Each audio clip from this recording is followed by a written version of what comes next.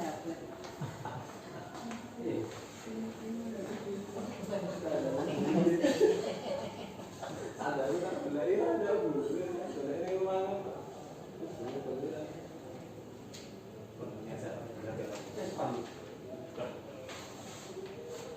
assalamualaikum warahmatullahi wabarakatuh. Waalaikumsalam warahmatullahi wabarakatuh.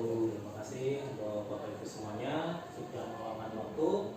Di sini saya mencoba mensosialisasikan apa yang saya dapat di dalam pembelajaran di calon guru penggerak angkatan 8, khususnya di Kota Surakarta. Untuk modul 1.4 yaitu mengenai tentang budaya positif. Nah, ini merupakan nanti ada termasuk rangkuman dari awal sampai akhir. Ini akan saya sosialisasikan kepada Bapak Ibu semuanya. Nah, mungkin sebelum kita mulai, alangkah baiknya kita berdoa dulu saja. Nanti biar apa yang kita lakukan dalam acara pada siang hari ini terutama bisa berjalan dengan lancar sesuai yang kita harapkan. Menurut agama dan kepercayaan kita masing-masing, berdoa dipersilakan.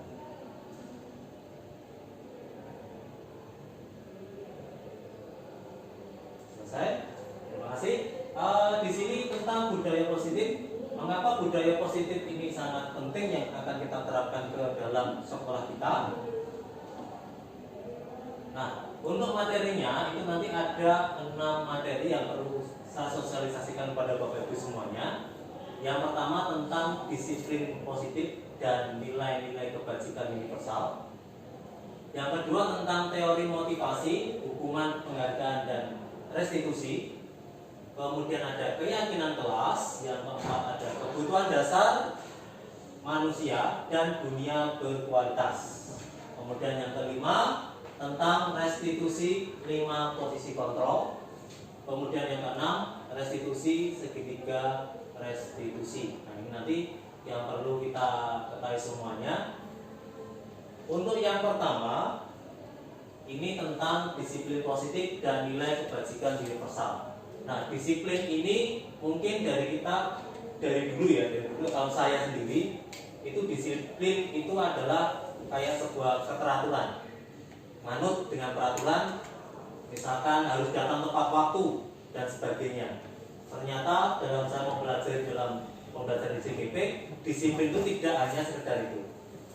Oke, Pak Indra mungkin bisa di sini. Artinya nanti blocking. Ya, disiplin itu nanti bisa juga ada namanya hukuman, patuh, teratur, tata tertib, dan peraturan. Namun ada juga disiplin itu bisa dimaknai dengan belajar. Ya, belajar merubah diri menjadi sesuatu yang lebih baik lagi. Itu namanya disiplin. Kemudian disiplin positif menurut Ki Hajar Dewantara itu dimaknai dengan di mana ada kemerdekaan, disitulah harus ada disiplin yang kuat.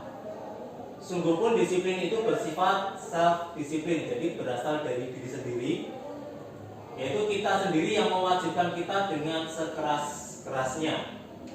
Tetapi itu sama saja, sebab jikalau kita tidak cakap melakukan self disiplin, wajiblah penguasa lain mendisiplinkan diri kita. Dan peraturan demikian itulah harus ada di dalam suasana yang merdeka. Nah, makna merdeka ini bisa kita artikan dengan tidak hanya terlepas dari perintah, akan tetapi juga cakap buat memerintah diri sendiri. Jadi di sini disiplin itu bukan berarti kita harus diatur sekolah, bukan berarti harus diatur oleh atasan, bukan hanya diatur oleh orang lain, tapi disiplin itu mulai dari diri sendiri. Misalkan saya mendisiplinkan diri untuk bangun pagi, saya mendisiplinkan diri untuk puasa Senin Kamis, itu dari diri sendiri. Tapi terkadang dari diri kita sendiri itu susah untuk mendisiplinkan diri, sehingga perlu yang namanya adalah penguasa lain mendisiplinkan diri kita sendiri. Jadi ada orang lain yang membantu kita untuk mendisiplinkan diri. Nah, terkadang di sini guru juga dibutuhkan untuk membantu mendisiplinkan siswa. Karena terkadang siswa itu kesadaran akan kebutuhannya itu kan masih kurang, sehingga perlu dibantu dengan mendisiplinkan dari pihak penguasa lain, misalnya guru, piket, perangkat sekolah dan seterusnya. Suasana merdeka di sini di sini kan dimaknai tidak hanya terlepas dari perintah, akan tetapi juga cakap buat memerintah diri sendiri. Merdeka itu bukan berarti udah bebas enaknya sendiri, enggak, tetapi juga bisa mengontrol dirinya sendiri. Nah, ini makna disiplin positif. Kemudian ada yang namanya nilai-nilai kebajikan universal. Kebajikan itu kebaikan. Jadi ada nilai-nilai kebaikan yang kita yakini itu baik. Misalkan apa istilahnya, tanggung jawab, mandiri, kemudian konsisten dan seterusnya, itu adalah nilai-nilai kebajikan. Nah, kenapa ada keterangan universal? Kenapa harus ada kebajikan universal? Nah, kebajikan universal itu adalah kebajikan yang kita akui bersama. Kita tahu bahwa ini benar, ya benar. Bukan kebajikan yang menurutku benar, menurut dia bukan benar. Jadi itu kayak sebuah ambigu, ya. Nah, kalau kebajikan universal itu sama-sama meyakini bahwa ini benar. Nah, kalau tidak universal itu nanti akan repot. Jadi ada guru satu, ada siswa yang keluar ke kamar mandi tanpa izin ke gurunya. Ada yang mengatakan itu salah, ada yang mengatakan biasa, tidak apa-apa. Nah, itu kan ada yang tidak universal, karena ada yang membiarkan, ada yang tidak membiarkan. Nah, kalau universal itu satu kesatuan, satu kata ya berarti ya. Nilai-nilai kebajikan yang disepakati bersama, lepas dari suku bangsa, agama, bahasa maupun latar belakang. Jadi lepas dari suku bangsa itu maksudnya iki di Jawa nggak masalah, tapi di Sumatera bermasalah. Nah, itu bukan universal. Kalau universal itu ya di Jawa itu baik, di Sumatera juga baik, di Papua juga baik, terlepas dari suku bangsa, terlepas agama, karena di sini agamanya Islam semua, sama ini. Tapi kalau sekolahnya negeri kan ada agama Islam, agama Kristen dan sebagainya. Itu harus menyepakati satu kebajikan. Bukan ini menurut Islam baik, tapi menurut Kristen jelek. Enggak, itu bukan kebajikan universal. Kalau universal, ya semua agama mengakui kalau itu baik, makanya itu universal. Nah, ini dari Dr. William Glasser pada teori kontrol menyatakan bahwa setiap perbuatan memiliki suatu tujuan. Dari Dian Gosen mengumumkan bahwa dengan mengaitkan nilai-nilai kebajikan yang diyakini seseorang, maka motivasi intrinsiknya akan terbangun, sehingga menggerakkan motivasi dari dalam untuk dapat mencapai tujuan mulia yang diinginkan. Nah, ini nilai kebajikan universal ini ada banyak. Nah, kita lanjut ke profil pelajar Pancasila. Kalau profil pelajar Pancasila, saya yakin Bapak Ibu semua sering mendengar. Bahkan dalam membuat RPP atau modul itu kan ada tujuannya sesuai dengan profil pelajar Pancasila. Membentuk karakter anak-anak sesuai dengan profil pelajar Pancasila. Nah, sebenarnya profil pelajar Pancasila itu apa saja? Profil pelajar Pancasila itu ada 6, mencakup 6 dimensi. Yang pertama, beriman, bertakwa kepada Tuhan Yang Maha Esa dan berakhlak mulia. Nah, ini di tempat kita, di sekolah kita sudah dilakukan, ya, tentang peribadatan, kemudian seterusnya itu sudah. Kemandirian, kemudian bernalar kritis, kemudian berkebinekaan global, bergotong royong, sama kreatif. Ini saya yakin untuk kreatif kita sudah melakukan semua, karena kan kita SMK ya. SMK itu pasti dituntut untuk kreatif. Jadi dalam produktifnya itu pasti akan diminta lebih kreatif. Ini untuk profil pelajar Pancasila. Nah, sekarang ini mungkin yang dari BK mungkin paham juga ya untuk yang ini. Teori motivasi, hukuman, penghargaan, dan restitusi. Teori motivasi menurut Dian Gosen dalam bukunya Restriction School Discipline itu menyatakan ada 3 motivasi perilaku. Yang pertama, menghindari hukuman, mendapatkan imbalan. Yang ketiga, menjadi orang yang menghargai inginnya, orang yang mereka inginkan, dan menghargai dirinya sendiri dengan nilai-nilai yang mereka percaya. Jadi ini teori motivasi yang menurut Dian Gosen, dan ini juga ada dalam kehidupan nyata kita. Yang pertama, menghindari hukuman. Maksud dari menghindari hukuman itu maksudnya seperti ini, Bapak Ibu. Misalkan kenapa kita masuknya tepat waktu?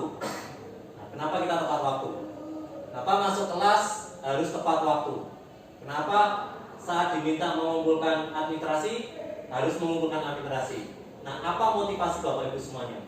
Nah, dari motivasi-motivasi itu ada 3 motivasi yang dikelompokkan menurut Dian Gosen. Yang pertama, menghindari hukuman. Saya masuk tepat waktu karena nanti takut dipanggil Pak Fauzi. Nanti takut kena hukuman dari bagian SDM atau dari kurikulum. Itu hukuman. Siswa juga sama. Kenapa siswa harus masuk datang tepat waktu? Nah, karena ingin menghindari hukuman. Itu motivasinya. Ya, aku tak datang on time aja, nanti biar tidak dihukum. Intinya itu aja. Kayak ibaratnya sholat. Kenapa kamu sholat? Ya biar menggugurkan aja kewajibannya. Saya tanpa harus tahu esensi dari sholat itu apa. Padahal sholat itu untuk mencegah kita dari perbuatan munkar, gitu ya. Perbuatan yang jelek. Kalau hanya menggugurkan kewajiban, ya sudah, sholat tidak bisa mencegah kita dari perbuatan yang buruk. Kemudian mendapatkan imbalan atau penghargaan. Nah, kenapa saya harus datang tepat waktu? Ya biar nanti dapat penghargaan saat 17-an saya dapat penghargaan guru paling tertib dalam masuk kelas. Nah, nanti dapat sepatu. Nah, tujuannya itu. Nah, nanti kalau nggak ada imbalannya, ya saya males. Nggak ada motivasinya. Nah, seperti itu. Kemudian, nah yang ketiga ini yang diharapkan dari motivasi kita. Jadi menjadikan orang yang mereka inginkan, jadi yang kita inginkan, kemudian dan menghargai diri sendiri dan nilai-nilai yang mereka percaya. Jadi kenapa saya harus masuk tepat waktu? Ya karena saya seorang guru, saya harus mendisiplinkan diri saya agar saya bisa memberikan tauladan yang baik pada murid-murid, supaya murid-murid juga bisa tepat waktu juga. Nah, kenapa saya harus mengajar dengan profesional? Nah, itu ada alasan-alasan, bukan karena hukuman dan bukan karena penghargaan atau imbalan. Seperti sholat tadi yang saya contohkan.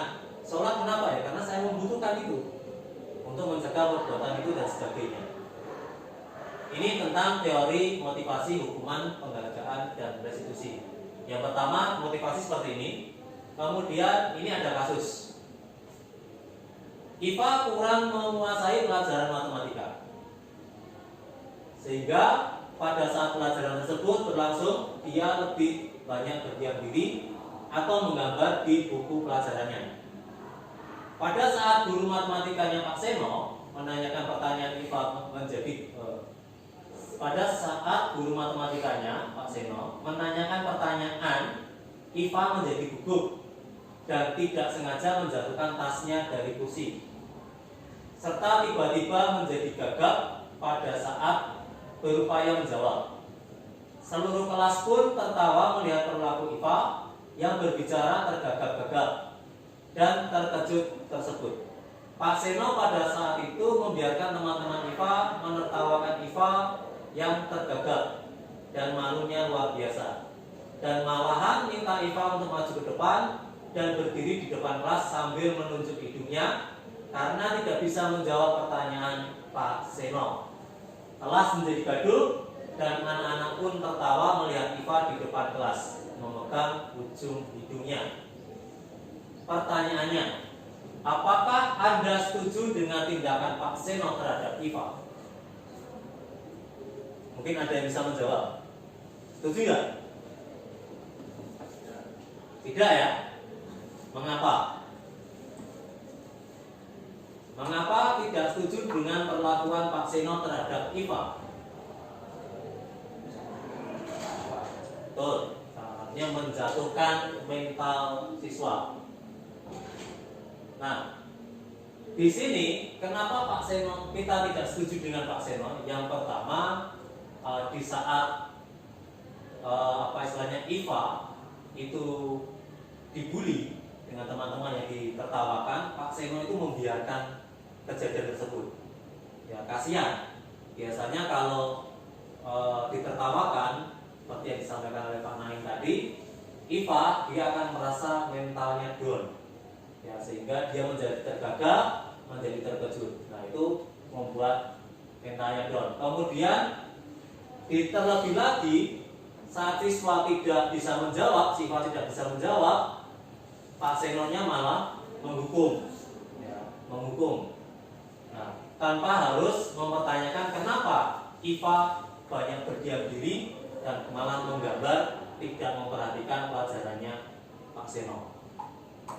Karena terkadang siswa seperti ini punya masalah di rumah. Ya, kalau punya masalah, kita kasih hukuman, biasanya masalah tidak akan terselesaikan. Nah, menurut Anda, tindakan Pak Seno terhadap IPA ini adalah sebuah hukuman atau konsekuensi? Menurut Anda, yang dilakukan Pak Seno ini hukuman atau konsekuensi? Hukuman, ya? Ya. Hukuman itu biasanya cenderung tidak ada unsur pendidiknya. Ada kalanya juga terkait dengan fisik, seperti berdiri di depan kelas, kemudian lari, hormat bendera beberapa menit, berapa jam, itu termasuk hukuman.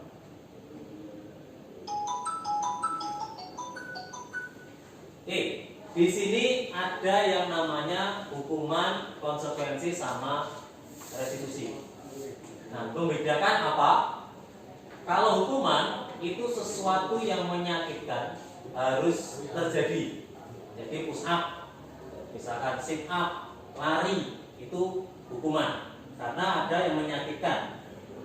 Sedangkan konsekuensi itu sesuatu yang harus terjadi. Restitusi itu adalah merupakan pilihan. Jadi nanti kita tawarkan, kamu mintanya apa? Nanti siswa yang kita tawarkan. Kemudian tidak nyaman untuk murid atau anak dalam jangka waktu yang panjang. Konsekuensi juga sama, tidak nyaman tapi dalam waktu pendek. Kalau restitusi menguatkan untuk murid. Kemudian untuk hukuman, korban mendapatkan keadilan, korban bisa diabaikan untuk konsekuensi, korban mendapatkan ganti kalau untuk restitusi. Murid akan tersakiti pada hukuman, murid akan dibuat tidak nyaman, murid mendapatkan penguatan. Kalau hukuman itu perilaku pasif agresif meningkat. Kalau konsekuensi penguatan hanya bertahan dalam jangka waktu pendek. Kalau restitusi masalah terpecahkan. Nah, ini karena apa? Kalau hukuman itu kita tidak mau tahu kenapa kamu berdiam diri kayak IPA tadi. Kenapa kamu banyak diam? Kenapa kamu malah gambar? Saya nggak mau tahu, penting kamu maju ke depan. Nah, itu hukuman, tidak menyelesaikan masalah. Nah, kemudian kalau restitusi kita cari akar permasalahannya. Kenapa? Nah, nanti restitusi itu ada 3 langkah.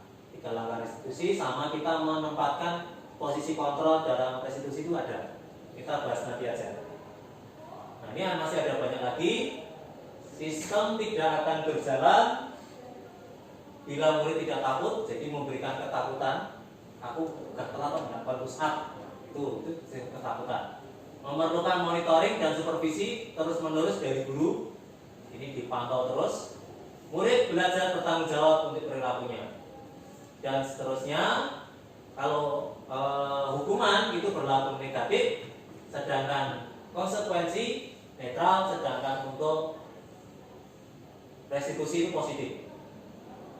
Nah, kalau contoh-contohnya ini ya Bapak Ibu. Di sini kan ada, kalau hukuman itu peraturannya adalah titik-titik, kamu harus titik-titik. Peraturannya itu kamu harus pakai seragam yang sesuai. Kalau tidak, kamu harus seperti ini. Kemudian kalau konsekuensi itu menanyakan apa peraturannya, terus mampukah kamu melakukannya, dan ada timbal baliknya terima kasih. Kemudian kalau yang restitusi, apa yang kamu yakini, apa yang bisa kamu lakukan untuk perbaiki masalah. Kemudian di hukuman ada modenya itu mode paksaan. Kemudian di konsekuensi adalah stimulus respon. Kemudian kalau di restitusi itu adalah teori kontrol. Nah, ini yang macam-macam yang lainnya. Kalau hukuman itu yang buat dari guru. Kalau konsekuensi itu dibuat guru dan murid, jadi bareng-bareng. Kalau restitusi itu yang buat murid, jadi hukuman itu yang buat murid. Misalkan kamu terlambat, nah terus supaya untuk memperbaiki supaya nggak terlambat lagi bagaimana? Kita tawarkan ke murid. Nah, karena yang tahu muridnya. Nanti kita yakinkan setelah kamu melakukan itu, kira-kira besok masih terlambat lagi enggak? Nah, harusnya itu sudah bisa menyelesaikan masalah. Nah sekarang motivasi sudah, hukuman sudah, sekarang penghargaan. Baik penghargaan maupun hukuman adalah cara-cara mengontrol perilaku orang yang menghancurkan potensi untuk pembelajaran yang sesungguhnya. Menurut Todd, secara ideal, tindakan belajar ini sendiri adalah penghargaan yang sesungguhnya.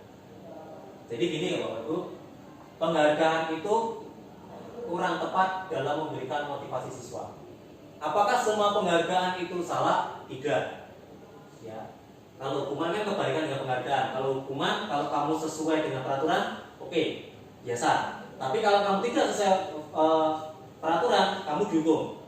Tapi kalau penghargaan enggak. Penghargaan kalau kamu sesuai saja, itu biasa. Tapi kalau lebih, berarti diberi penghargaan. Nah, penghargaan itu seperti apa? Misalkan nanti kalau kamu nilainya bagus, 9 dapat sepatu, dapat tas, dapat apa? Nah itu kurang tepat Bapak Ibu. Itu kurang tepat karena nanti siswa atau anak atau murid itu cenderung belajar itu ada motivasi hanya dapat penghargaan. Nah nanti repotnya awalnya kita kasih buku, misalkan kita kasih penghargaan buku, itu semangat. Selang beberapa waktu bosen. Kalau kita bosen nggak mungkin hadiah diturunkan, pasti hadiah dinaikkan. Buku nanti jadi tempat pensil, terus dinaikkan lagi. Nah itu kalau dinaikkan terus nanti akan menjadikan beban juga, sehingga kondisi seperti ini maka dianggap menghancurkan potensi. Jadi mereka hanya berbuat lebih, berbuat baik apabila hanya ada penghargaannya. Nah, penghargaan ini diperbolehkan selama itu dalam berbentuk apresiasi. Ya, kita apresiasi. Misalkan Pak Wasono, saya tanya, ini jawabannya apa? Pak Wasono menjawab, nah bagus. Nah, itu apresiasi. Tapi mengapresiasinya itu jangan hanya sekedar bagus, good job, itu enggak. Tapi dijelaskan juga bagusnya di mana. Misalkan menjawab pertanyaan tadi, apakah Anda setuju dengan Pak Seno tadi? Tidak, kenapa? Alasan gini. Ya, bagus, itu alasan yang sangat tepat. Nah, itu termasuk apresiasi dan itu penghargaan diperbolehkan. Tapi masih ada satu syarat lagi. Apa? Yaitu konsisten. Penghargaan itu harus konsisten. Konsisten itu maksudnya apa? Dalam satu pembelajaran ini misalkan atau dan seterusnya. Misalkan Pak Wasono menjawab pertanyaan saya, bagus. Kemudian Pak Naim menjawab pertanyaan saya nggak apresiasi. Nah itu salah. Nah itu nanti akan istilahnya menurunkan minat atau motivasi dari Pak Naim. Pak Wasono dikasih apresiasi, kalau aku enggak, akhirnya kan jadi masalah. Harus konsisten. Siapapun yang menjawab pertanyaan saya harus memberikan penghargaan apresiasi. Tidak harus bentuk uang, tidak harus bentuk nilai, enggak, apresiasi bagus, kamu bagusnya di sini dan seterusnya. Nah itu masih diperbolehkan. Tapi kalau penghargaan seperti tadi memberikan reward, kamu dapat sepatu, kamu dapat tas, nah itu kurang pas, karena itu hanya menghancurkan potensi aja. Nah sekarang restitusi. Restitusi itu menurut dosen proses menciptakan kondisi bagi murid untuk memperbaiki kesalahan mereka sehingga mereka bisa kembali pada kelompok mereka dengan karakter lebih kuat. Kalau menurut ini pada tahun 96, restitusi merupakan proses kolaboratif yang mengajarkan murid untuk mencari solusi untuk masalah mereka. Jadi ada murid bermasalah, kenapa kamu terlambat? Bukan guru yang memberikan solusinya, tapi berkolaborasi. Nah, permasalahanmu apa terlambat? Nah, supaya kamu bisa datang tepat waktu bagaimana? Nah, kita tawarkan. Kalau siswanya itu merasa berat dalam memberikan solusi, bisa kita bantu. Ya, Pak, saya nggak bisa ini. Nah, kita bantu. Nah, itu namanya kolaborasi. Ini keyakinan kelas versus peraturan kelas. Nah, keyakinan kelas sama peraturan kelas bedanya apa? Kalau peraturan kelas itu nanti intinya sudah ada aturan. Gimana aturannya itu? Mau tidak mau siswa harus patuh. Tapi kalau keyakinan itu mirip seperti peraturan, tapi siswa itu sadar bahwa ini baik untuk mereka, karena mereka yakin, oh ini memang harus dijaga, oh ini memang tidak boleh. Nah itu namanya dibutuhkan keyakinan. Kalau peraturan enggak, mau kamu setuju atau enggak, kamu yakin atau enggak, nggak peduli. Penting sekolah buat peraturan seperti ini, jebret, selesai. Kalau keyakinan beda, keyakinan oh saya membutuhkan ini. Jadi ada kesadaran dari siswanya, itu keyakinan. Nah keyakinan ini ada keyakinan kelas bersifat lebih abstrak, kemudian berupa pernyataan-pernyataan universal, keyakinan kelas yang hendaknya tidak terlalu banyak, keyakinan kelas sebaiknya sesuatu yang dapat diterapkan di lingkungan tersebut. Semua warga kelas hendaknya ikut kontribusi dalam pembuatan keyakinan kelas. Bersedia meninjau kembali keyakinan kelas dari waktu ke waktu. Nah, untuk pembuatan keyakinan kelas ini nanti Bapak Ibu semuanya, caranya adalah kita libatkan siswa. Jadi nanti contoh kan keyakinan kelas kan nanti dibuat per kelas ya, bukan per sekolah. Jadi per kelas mungkin tiap kelas beda-beda. Kita lemparkan sebuah pernyataan atau misalkan kita tanya pada siswa, kira-kira apa yang kalian butuhkan supaya bisa belajar dengan tenang. Nanti siswa itu akan memberikan masukan yang banyak sekali. Misalkan tidak boleh ribut, atau misalkan kemarin saya pernah melakukan juga keyakinan kelas, Pak nyatetnya jangan banyak-banyak. Nah itu juga nggak apa-apa, kita tampung dulu. Pak misalkan on time, misalkan boleh minum, nah itu juga termasuk keyakinan kelas. Itu contohnya. Nah setelah itu kita tampung dari siswa, kemudian kita analisis. Menganalisis itu adalah merubah kata-kata negatif menjadi kata-kata positif. Maksudnya apa? Negatif itu yang larangan, tidak boleh, dilarang, terus ya kira-kira seperti itu. Ya jangan, itu juga. Mengapa? Karena biasanya kalau ada kata jangan, tidak boleh, itu biasanya dilanggar.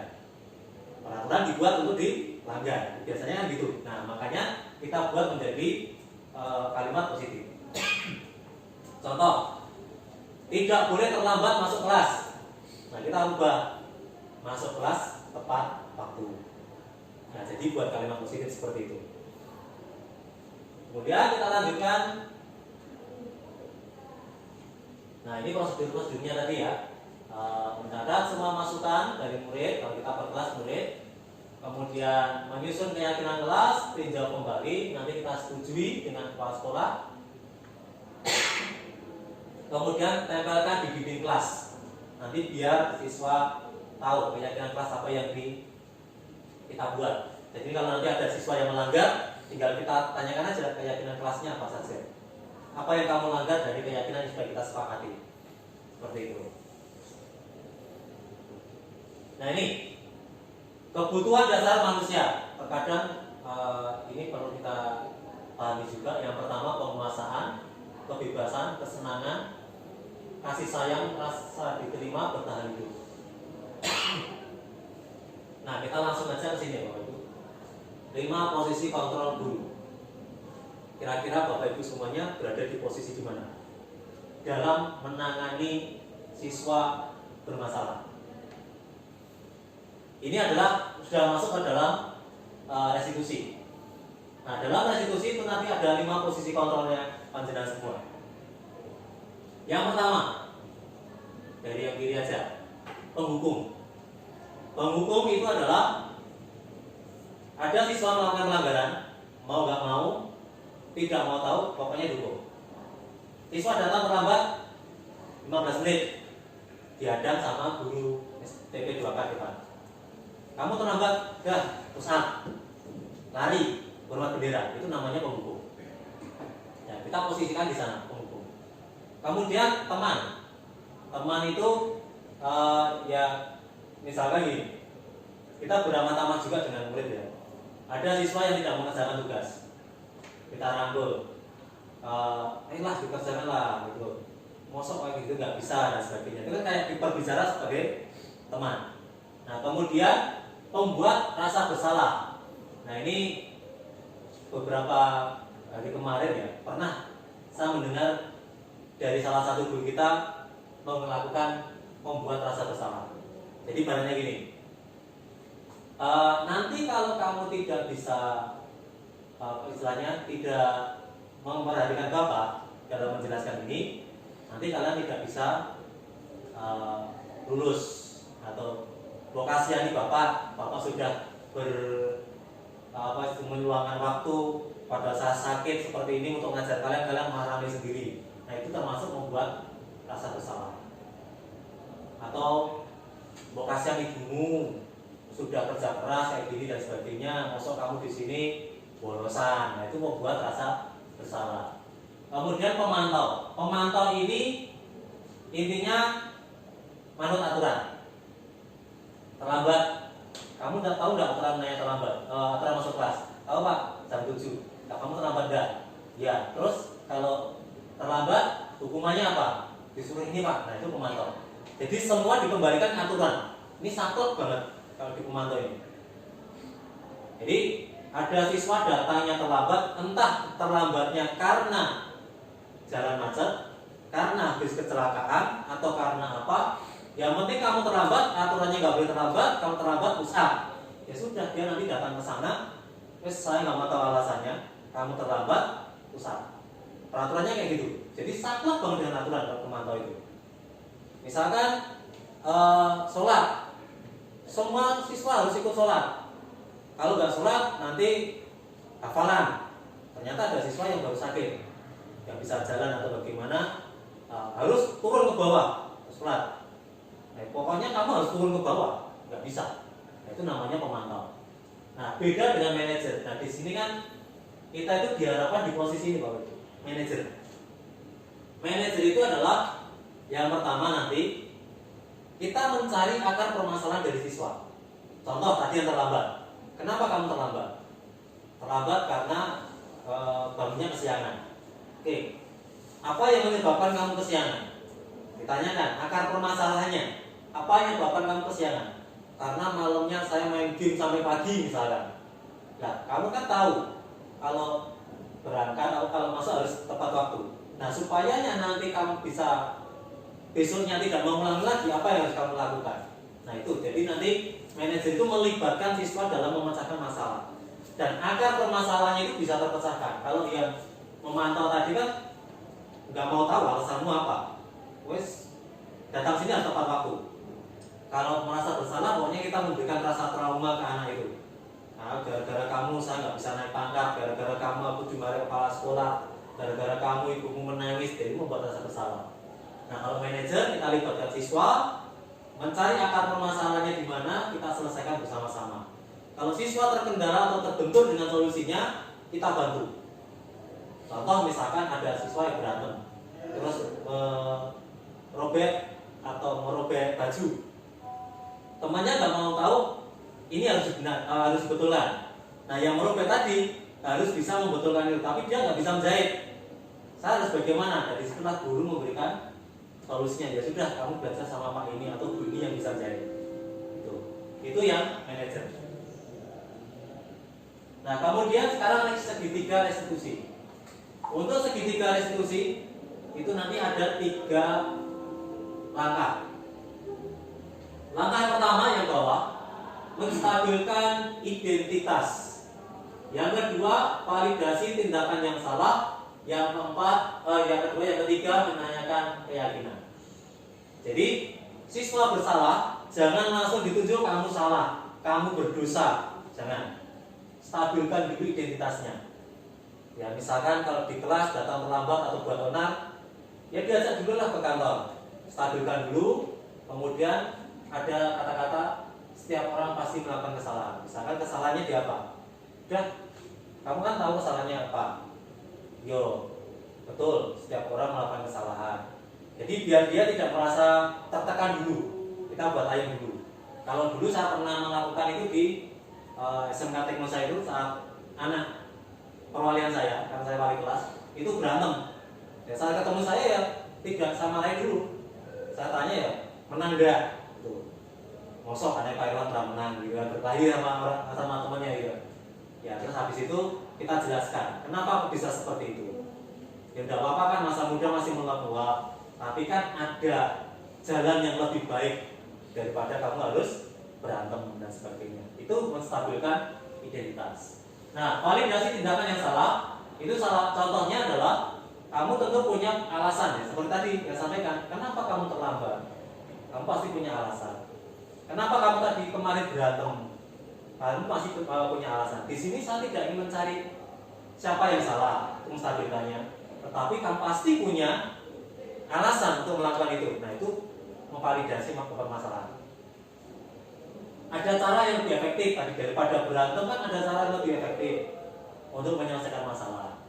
Nah, sekarang menanyakan keyakinan. Keyakinan kelas apa yang sudah kita sepakati? Kayak tadi yang terlambat. Keyakinan kelas apa yang sudah kita sepakati?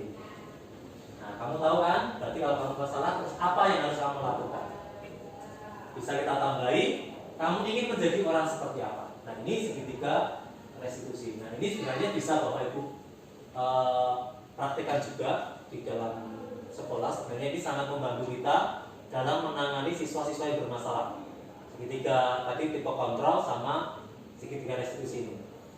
Kalau segitiga restitusi ini sangat cocok sekali untuk mengkondisikan siswa. Karena terkadang siswa itu kalau dalam kondisi bersalah, itu kalau kita tanya kan kadang kalau nggak nyaman itu pasti bohong, ya pasti berbohong atau bercerai. Kadang kita buat nyaman dulu dengan menstabilkan identitas, kemudian kita tanya alasannya apa sehingga kita tahu akar permasalahannya apa, kemudian kita bisa selesaikan dengan tipe kontrol manager tadi.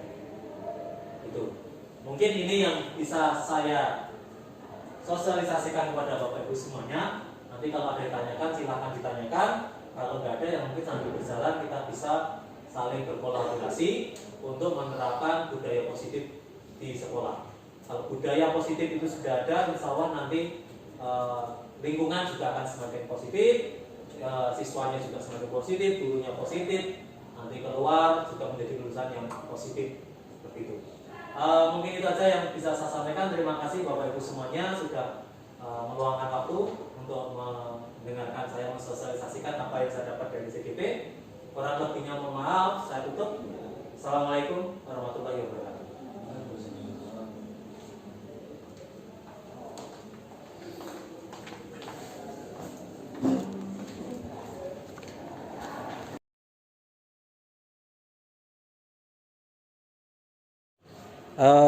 Pak Wasono tadi kan sudah mendengarkan tentang budaya positif. Ya, Mungkin pesan kesan dari Pak Wasono bagaimana?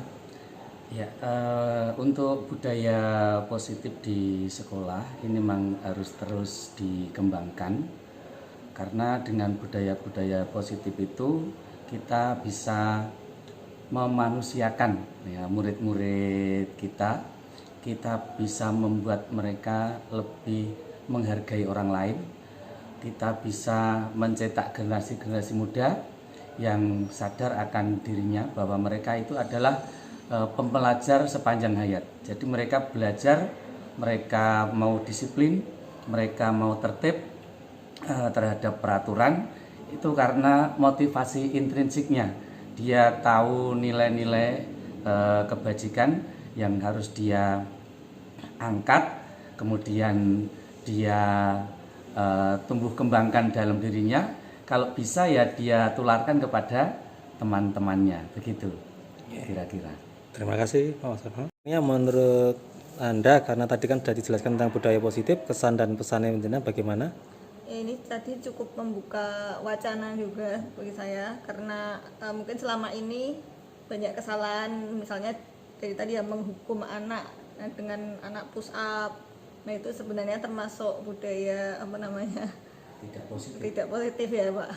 Jadi itu sangat menginspirasi saya. Oh, ternyata kayak gini salah. Kita tidak memanusiakan seorang siswa sebagai manusia. Jadi seolah-olah mereka salah ya salah. Kita tidak mau tahu sumber akar permasalahan mereka itu, kenapa kok mereka bisa berbuat seperti itu. Ini terima kasih karena sudah menyampaikan ini. Jadi saya juga cukup terinspirasi dengan budaya positif yang disampaikan Pak Irwan tadi. Terima kasih Bu.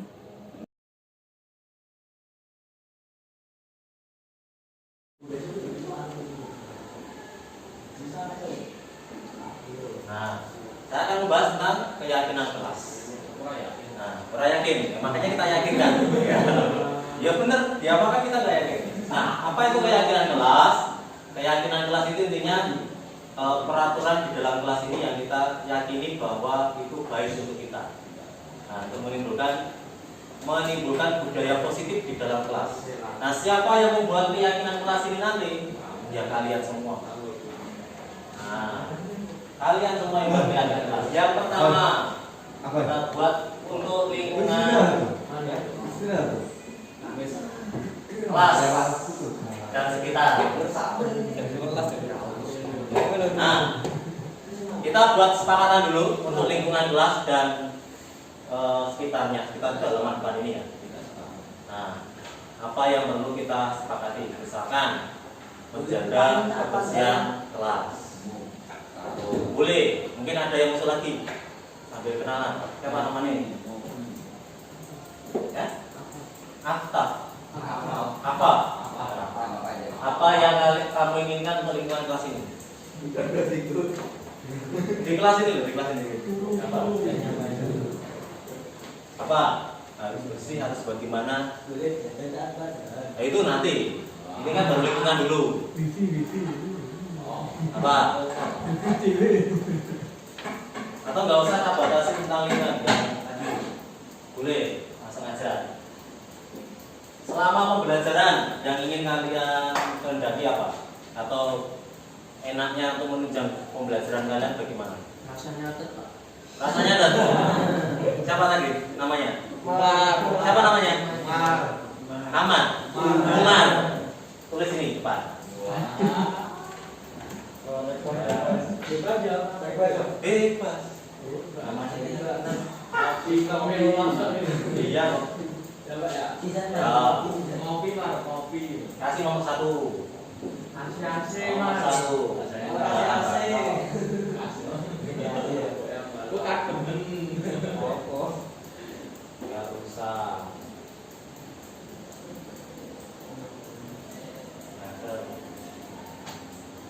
Ya usah nyatet tadi terlalu banyak nggak ditulis di sini. Atau nggak usah nyatet sama sekali. Apa? Masih mau nyatet atau nggak usah nyatet sama sekali? Atau nyatetnya jangan banyak-banyak? Nah, tulis nggak usah nyatet yang banyak-banyak. Oh, maksimal 1 lembar. Ya, Maksimal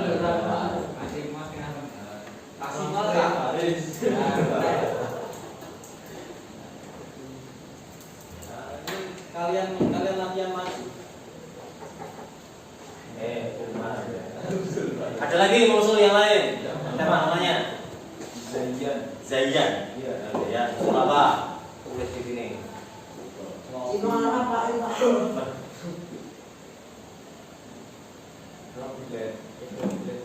Kasih. Keyakinan bersama ini. Kalau ini bukan keyakinan bersama untuk kegiatan di kelas, tapi ini usulan untuk sarana sekolah. Tidak apa-apa. Tidak apa-apa, tulis di sini. Tidak apa-apa. Nggak ada yang nyalakan. Ada lagi yang usul? Nanti SPP. SPP nanti usulnya yang lain. Ada lagi? Siapa namanya Mas? Alfi. Tulis apa? Usul apa? Contoh penggunaan handphone saat pembelajaran boleh enggak, kemudian datangnya tepat waktu atau tidak, terus kemudian misalkan Pak datangnya kalau enggak paling lama 5 menit setelah bel, itu enggak apa-apa ditulis di sini. Terus apa lagi? Mengurangi PR. Yo ini Mas siapa? Tulis ini depan. Apa usulnya apa? Itu terang usulnya apa? Kedatangan seragam, kemudian apa? Biar kalian belajar juga tenang di sini, materi bisa masuk. Metode pembelajarannya boleh dikritik, jangan ceramah saja, tidak apa-apa. Enak ceramah, Pak. Oh, enak ceramah. Yang lain sih, Pak. Yo, masnya siapa yang sampingnya itu? Yo, enggak apa-apa, maju dulu, Pak. Ya, maju sini, siapa? Petro, Pak. Oh, namanya kok Petro. Siapa namanya? Bang Petro, Pak. Lukman. Usul aja depan, enggak apa-apa, ayo. Mas Andi. Saat kalian belajar, inginnya seperti apa? Ngopi. Ngopi, oh, berarti boleh minum atau tidak? Nggak boleh. Apa? Ya, namanya siapa? Hafiz. Ya, ya. Ya tadi ngopi kan berarti minum kan? Nah, boleh minum saat belajar atau bagaimana ya? Nah, minum kan macam-macam. Kopi, teh, es teh. Tapi jangan miras ya. Nah, harapan bubur. Ngomongin Pak. Ya, saya beda aja Pak. Pindahnya selfie. Tidak dari kelas 10. Selfie Pak. Tidak dari kelas 10 mana kelas 11. Apa? Boleh minum saat pelajaran. Boleh apa-apa. Dari itu. Wah, dari kelas kan. Ya, dulu. Nah, ini nanti saya kasihkan ke Bu Hari. Nah, akhirnya tolong dulu. Pak. Oh, yang ajar Bu Hari Pak. Iya, kan hanya yang ini. Menghadiri aja 1-0.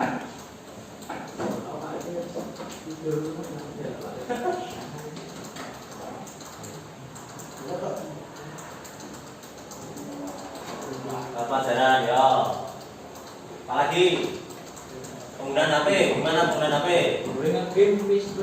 Walah, oh, boleh game. Ya, boleh dulu. Boleh masuk sini. Ya tulis dulu. Namanya usulan. Yang penting usulannya itu tidak melanggar aturan. Ya, dulu. Manasinya pakai heater. Pakai dispenser. Dispenser, enggak pakai heater. Nanti, Pak.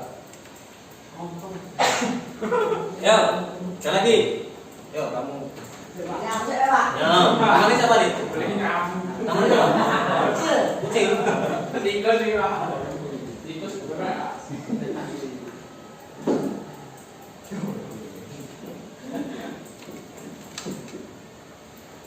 Wah.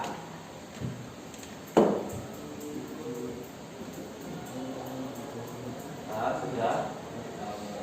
Selesai. Ketahuan ini. Bawahnya. Ternyata.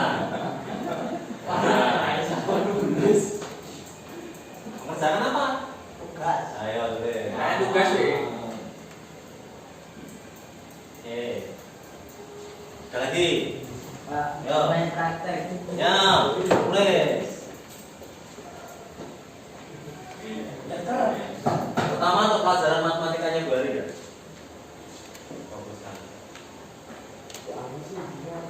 Sini kalau sini kowe kalau. Ibrahim ora tau wae.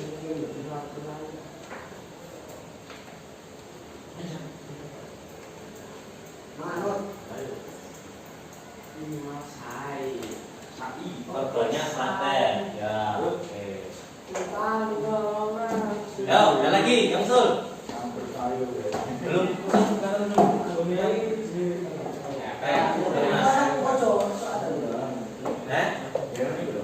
Selama rasane keren tinggi itu.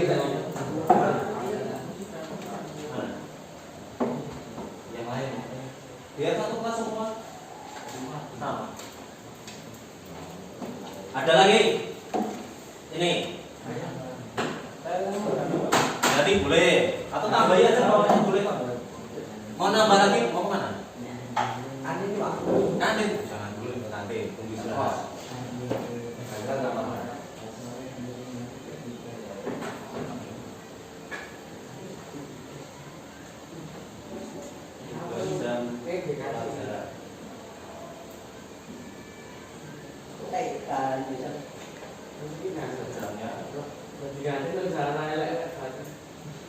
Nyantai. Wah itu sama aja belajar pelajaran Pak ini. Tidak apa-apa. Oke. Ada lagi yang mau perlu disampaikan? Pelajarannya mereka praktek ini. Kalau nggak ada, nanti kita selesaikan dulu ini ya.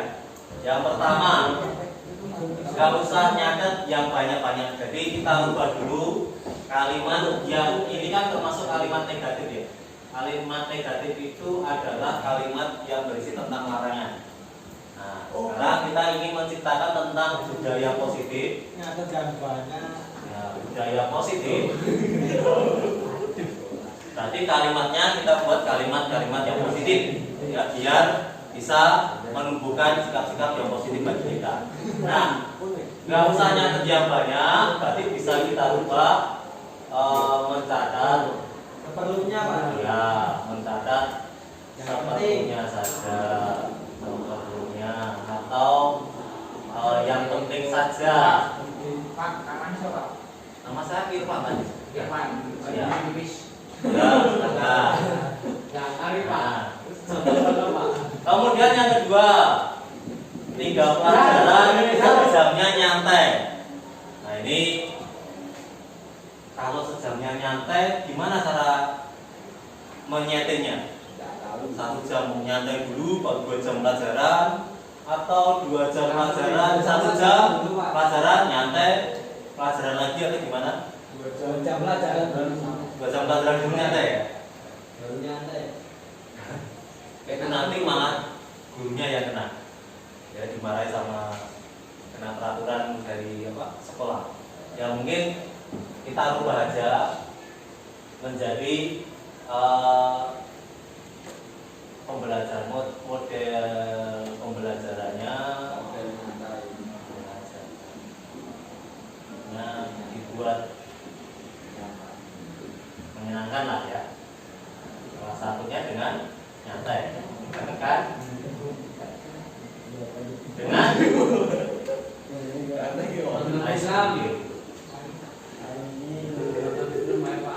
ada yang tahu ice breaking itu apa? Istirahat. Ada yang tahu ice breaking itu apa? Ice breaking itu kayak kalau ice itu apa ice? Ice breaking itu apa? Ya, break itu dari kata pecah atau menghancurkan, berarti menghancurkan es atau menghancurkan situasi yang apa istilahnya yang es beku itu ya, biar lebih menyenangkan. Nah, untuk ice breaking itu ada macam-macam nanti kegiatannya, kayak misalkan kita melakukan kegiatan apa yang tidak ada hubungannya dengan pelajaran, atau mau disertakan 5 menit tentang video motivasi bisa.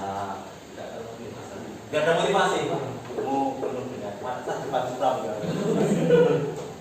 Gak ada motivasi mau ngapain? Mengurangi PR. Apa setiap kali pertemuan ada PR? Ada kan? Nah, pas 1 kemarin sama bukan sama gua nih, pas 1 sama Gulur ya.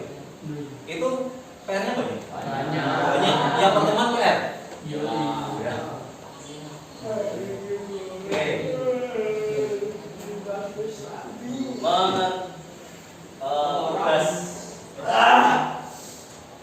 Tugas rumah disesuaikan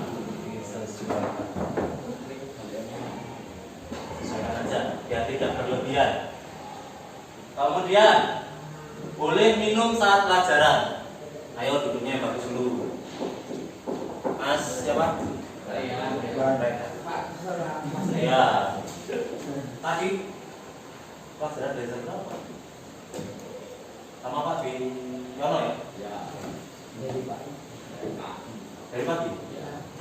Boleh minum saat pelajaran. Ini yang lain setuju nggak? Setuju. Boleh minum? Boleh. Oke, boleh minum. Tapi kita batasi ya minumannya itu. Boleh minum saat pelajaran. Maksudnya itu batasinya bukan sak galon atau nominal ukurannya ya. Ada yang mungkin tetap nggak minum, ada yang harus minum. Yang dibatasi di sini adalah tempatnya. Nanti jangan sampai boleh minum tapi bawahnya cuma pakai yang plastik. Nanti kan taruhnya kan susah. Nah, pakai gelas atau pakai botol. Boleh minum pelajaran yang diwadahi gelas atau botol, jangan pakai plastik. Enggak, utangnya gitu. Oh iya tambah dan halal. Yang halal, betul. Ini betul betul. Yang pertama mana yang halal? Boleh nge-game? Boleh ya, aku jelasin tidak masuk nanti. Habis mengerjakan tugas dan ngerti. Habis mengerjakan tugas. Ya mungkin iya, nanti mau berejinan setengah jam. Padahal tugasnya nanti selesainya tidak sampai setengah jam.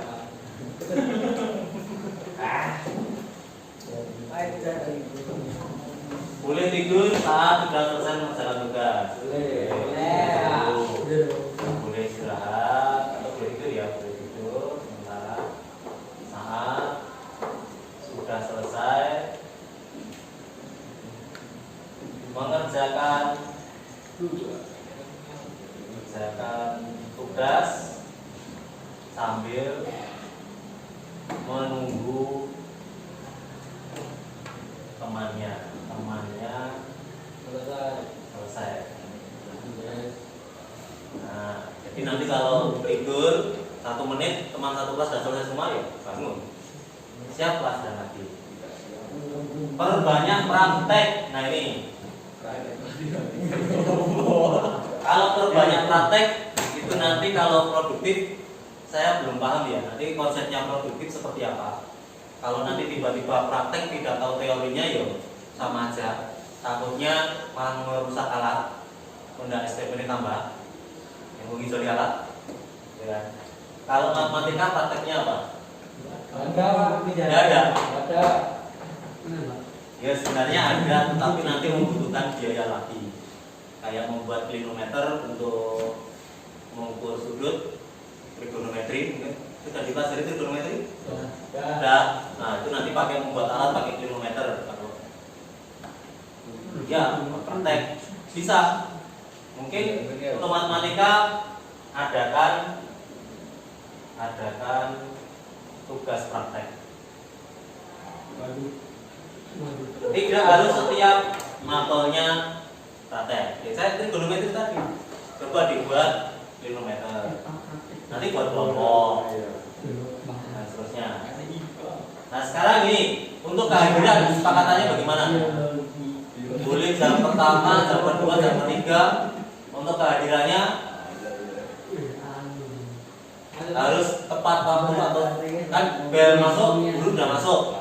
Nah nanti ada dispensasi atau enggak? Ada Berapa lama? 5 menit. 5 menit pertama lah. Terus apa Pak?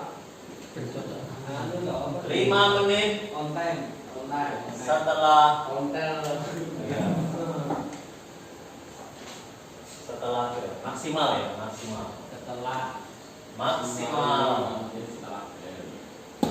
5 menit setelah bel berbunyi sudah hadir di kelas.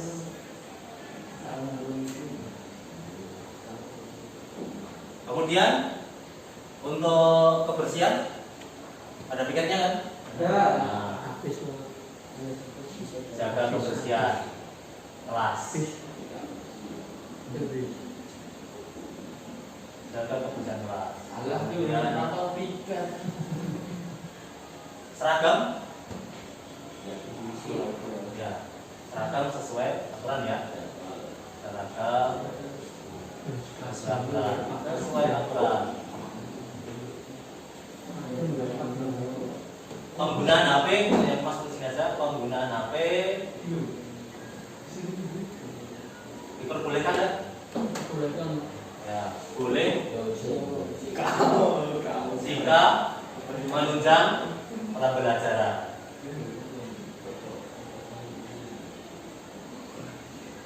Nah, nanti kayak tiktokan kayak gitu nanti tidak boleh ya. Jadi kalau misalkan pembelajaran itu HP-nya taruh dulu. Belas. Apalagi nanti kayak ini tadi keluar meninggalkan pelajaran boleh tidak ke kamar mandi atau bagaimana? Boleh. Nah, harus tapi harus izin sikap meninggalkan pelajaran. Jujur Pak. Pelajaran. Jujur Pak. Jujur. Ya. Nah, ini Ke toilet. Toilet kaki. Nah, kalau jujur itu susah ngukurnya ya. Tapi kalau ketahuan izinnya ke toilet tapi ke kantin, Sisi Pak. tapi kadang alasan Pak Mbak nggak ada airnya suruh ke bawah. Ini kesepakatan itu belum konsekuensinya. Ya dan harus jujur betul. Ada lagi tugas diselesaikan tepat waktu. Tadi ada yang usul tugasnya dikirim apa tadi? Google. Oh iya. Lah ini dikirim nih BA di download konsolmu. Ditiru loh. Tidak tahu. Gimana? Pribadi. Ya, pribadi ya pakai buku itu aja nggak apa-apa. Tugas dikumpulkan tepat waktu ya. Dikumpulkan tepat. Nah sekarang penggunaan bahasa. Penggunaan bahasa kira-kira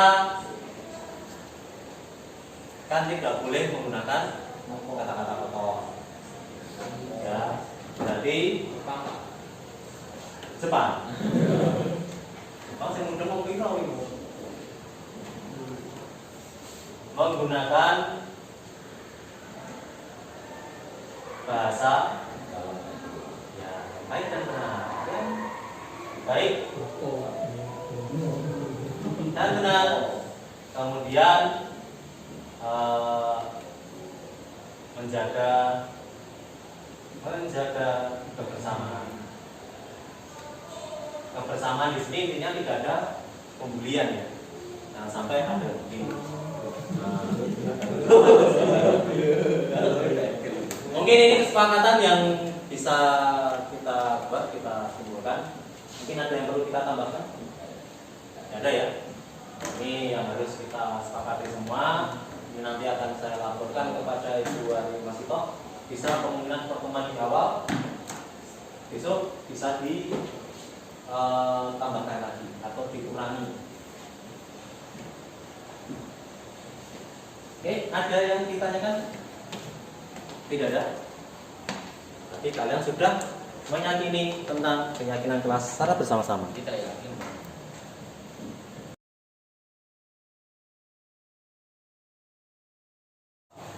Menurut Mas Afaf, dengan pembuatan keyakinan kelas budaya positif ini bagaimana?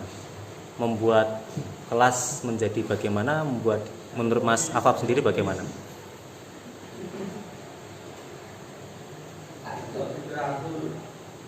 Ya. Menurutnya mungkin menjadi kelas lebih nyaman atau menjadikan lebih teratur, lebih tertib atau lebih enak dalam belajar? Enak belajar. Nah, Tertib, ya. menurut Mas Umar, dengan pembuatan keyakinan sekolah ini membuat kelas menjadi bagaimana? Lebih nyaman, lebih tertib, lebih enak lah. Ya tertib sih. Oke, terima kasih.